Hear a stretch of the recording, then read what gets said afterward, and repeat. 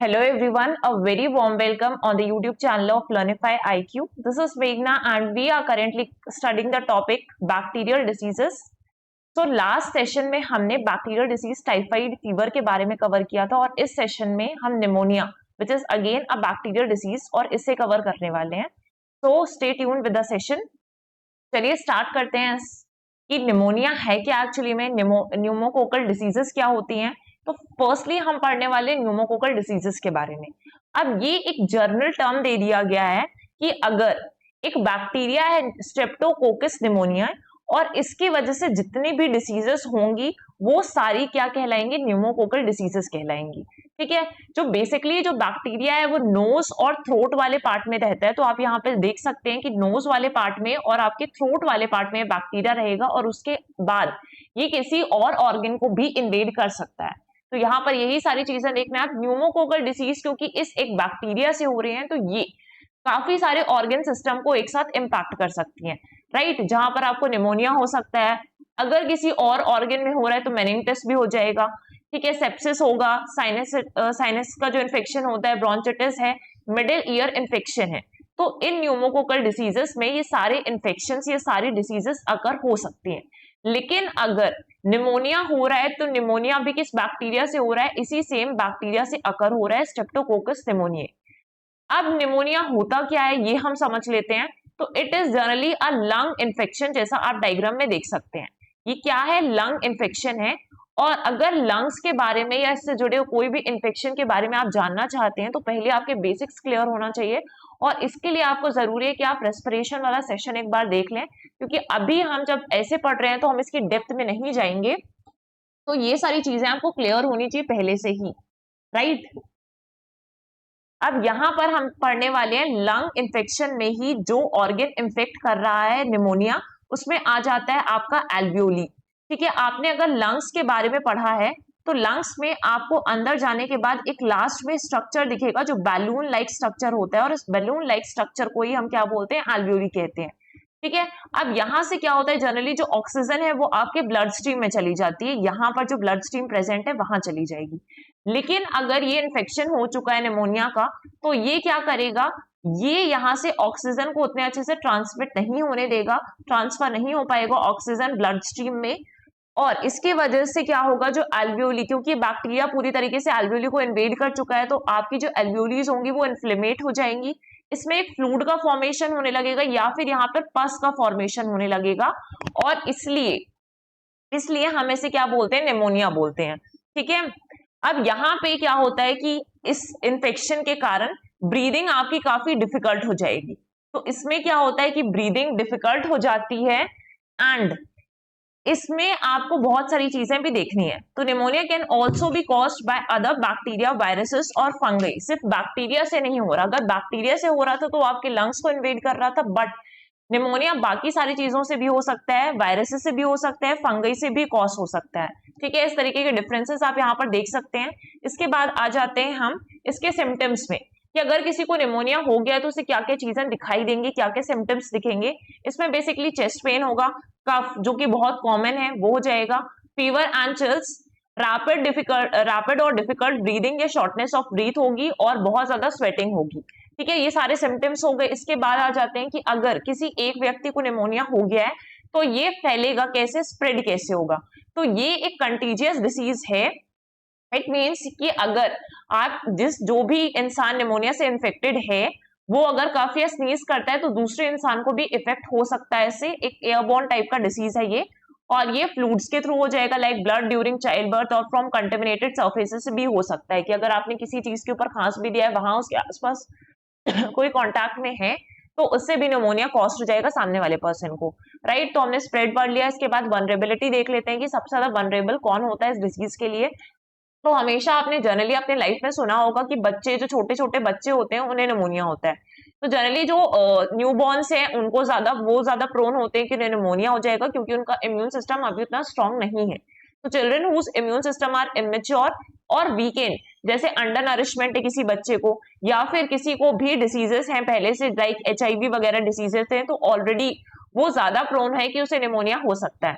इसके बाद जो एल्डरली हैं और इम्यूनो कॉम्प्रोमाइज्ड पीपल हैं आर ऑल्सो एट रिस्क. इसके बाद हम देख लेते हैं डिसीज बर्डन कि ग्लोबली कहाँ कहाँ पर ये ज्यादा डिसीजेस देखने के लिए मिलती है। तो अफ्रीकन रीजन में हमने पढ़ा था कि अफ्रीकन रीजन या फिर हम बोल सकते हैं जो ट्रॉपिक्स के आसपास का रीजन है ना, साउथ ईस्ट एशियन कंट्रीज है, ये ज्यादा प्रोन होती है किसी भी बैक्टीरियल डिसीज के लिए। तो आप देख सकते हैं डेमोक्रेटिक रिपब्लिक ऑफ कॉन्गो है, इथोपिया है, इंडिया है, नाइजीरिया, पाकिस्तान, ये सारी कंट्रीज अकाउंट करती है more than 50% of the deaths due to pneumonia among children under the age of 5। इसके बाद अगर हम इंडिया का केस देखें तो इंडिया में एस्टिमेटेड 70% ऑफ निमोनिया डेथ्स हो रहे हैं and 57% of the pneumonia cases मिल रहे हैं वर्ल्ड के। तो ये सारी चीजें इंडिया का हमने देख लिया कि इंडिया में कितना डिसीज बर्डन है इस पर्टिकुलर डिसीज का। इसके बाद अगर हम देखेंगे कि आप अपने अगर किसी को निमोनिया हो गया है तो उसको किस तरीके से मैनेज कर सकते हैं, तो मैनेज करना बहुत ही ज्यादा जरूरी है कि सबसे पहले क्या होगा, अगर आप डॉक्टर के पास जाते हैं तो वो आपको मेडिकेशंस रिकमेंड करेगा, तो इस मेडिकेशंस को आप प्रॉपर ले रहे हैं तो आप ठीक हो सकते हैं। इसके बाद से आप कुछ सेल्फ केयर प्रोसीजर भी परफॉर्म कर सकते हैं, तो यहाँ पर सेल्फ केयर प्रोसीजर्स भी परफॉर्म किए जाते हैं इसको ठीक करने के लिए, इससे भी काफी आराम मिल जाएगा। इसके बाद अगर हम देखेंगे तो लाइफस्टाइल चेंजेस, जो आजकल की लाइफ में सबसे बड़ा इश्यू है कि लाइफस्टाइल जो है आपका, उसके वजह से काफी सारी डिसीजेस हो रही हैं। तो सबसे पहले जरूरी आ जाती है कि आप इसको चेंज करें, योगा करें, मेडिटेशन करें, एक्सरसाइजेस करें, या फिर डाइट्स का आप काफी ज्यादा ख्याल रखें। तो ये लाइफस्टाइल चेंजेस सबसे बड़ा ऑप्शन है। इसके बाद आपको प्रोटेक्ट करना है अपने लंग्स को कि पहले से इसमें कोई और इन्फेक्शन ना हुआ हो। अगर लंग्स में पहले से कोई इन्फेक्शन है तो ज्यादा प्रोबेबिलिटी है कि उस इंसान को या उस व्यक्ति को निमोनिया हो सकता है। तो ये सारी चीजें देखनी है। इसके बाद से हम देख लेते हैं कि क्या क्या वैक्सीनेशन अवेलेबल है। तो पहले हम पढ़ेंगे न्यूमोकोकल वैक्सीन के टाइप्स, और फिर इंडिया में किस चीज की अवेलेबिलिटी है वो भी देख लेंगे, राइट, कि इंडिया में क्या चीज दी जाती है, कौन सा वैक्सीन दिया जा रहा है।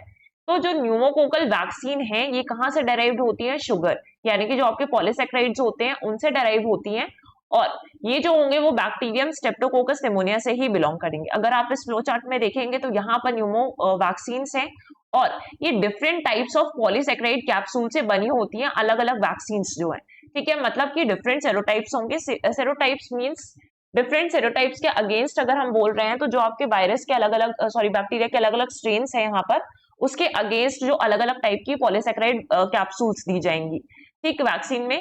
इसके बाद अगर आप देखेंगे दो कैटेगरीज हम यहाँ पर पढ़ने वाले हैं, पहले हम इस चीज को देख लेते हैं। अभी जो न्यूमोकोकल वैक्सीन है, दे आर बेसिकली अटैच्ड और it may not be attached to the carrier proteins that carry substances from one side of the biological membrane to the other। तो या तो ये कैरियर प्रोटीन से अटैच्ड होंगी या फिर ये कैरियर प्रोटीन से अटैच नहीं होंगी, ठीक है। अगर हम देखें कैरियर प्रोटीन की कैटेगरीज में कि अगर कैरियर प्रोटीन प्रेजेंट है तो उस टाइम पर दो ब्रॉड कैटेगरीज होती है वैक्सीन की। फर्स्ट हमने देखेंगे पॉलीसेक्राइड वैक्सीन होती हैं, और दूसरी होती है आपकी कॉन्जुगेट वैक्सीन। तो पॉलीसेक्राइड की वैक्सीन के बारे में यहाँ पर देख लिया कि किस तरीके से वो कैरियर प्रोटीन से अटैच्ड है। यहाँ पर आप देख रहे हैं कि कोई भी कैरियर प्रोटीन अगर नहीं है, और दूसरा केस हमने देखा कि अगर कैरियर प्रोटीन है तो उसे कॉन्जुगेट वैक्सीन कहेंगे। तो कॉन्जुगेट वैक्सीन यही होती है, लास्ट लेक्चर में मैंने आपको बताया था कि एक वीक एंटीजन जो है वो किसी स्ट्रॉन्ग एंटीजन से एज अ कैरियर कनेक्टेड है या फिर कंबाइन हो जाता है, ताकि जो इम्यून सिस्टम है वो इस वीक एंटीजन के अगेंस्ट कुछ ना कुछ रिस्पॉन्स दे सके। तो इसी वैक्सीन को क्या कहा जाता है, कॉन्जुगेट वैक्सीन कहा जाता है। अभी जो पॉलीसेक्राइड वैक्सीन है जो निमोनिया के लिए दी जाती हैं, ये इन्फेंट्स पे उतनी ज्यादा इफेक्टिव नहीं होती हैं, और इन्फेंट्स ज्यादातर प्रोन है निमोनिया के लिए, तो उसकी जगह पर क्या दिया जाता है, कॉन्जुगेट वैक्सीन दी जाती हैं जो कि इन्फेंट्स को ज्यादा प्रोटेक्ट कर सकती है, लॉन्ग लास्टिंग प्रोटेक्शन होता है, रिड्यूस करती है नोमोकोकल ट्रांसमिशन को भी, और इनडायरेक्ट प्रोटेक्शन भी प्रोवाइड करती है। तो ये सारी चीजें हमने देखी वैक्सीन के बारे में।